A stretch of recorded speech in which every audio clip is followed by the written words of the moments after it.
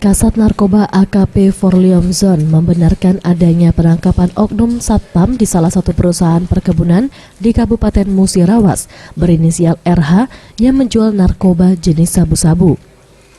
Forlium Zons menjelaskan penangkapan tersangka atas informasi dari masyarakat. Setelah dilakukan pengecekan dan penggeledahan di rumah pelaku, didapat sejumlah barang bukti berupa satu bungkus plastik narkoba jenis sabu seharga Rp200.000, satu paket plastik seharga Rp100.000, serta satu alat hisap dan alat skop. Dengan ditemukannya sejumlah barang bukti tersebut, petugas langsung mengamankan tersangka serta barang bukti untuk dilakukan penyelidikan lebih lanjut. Pasal 114 dan 112 Undang-Undang Narkotika tahun nomor 35 tahun 2009 dan ancaman minimal 5 tahun.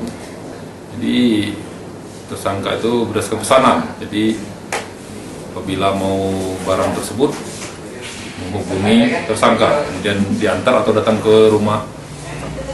Terkait pasal yang akan dikenakan pada tersangka, polisi akan menjerat dengan pasal 114 dan 112 Undang-Undang Narkotika nomor 35 tahun 2009 dengan ancaman hukuman penjara minimal 5 tahun.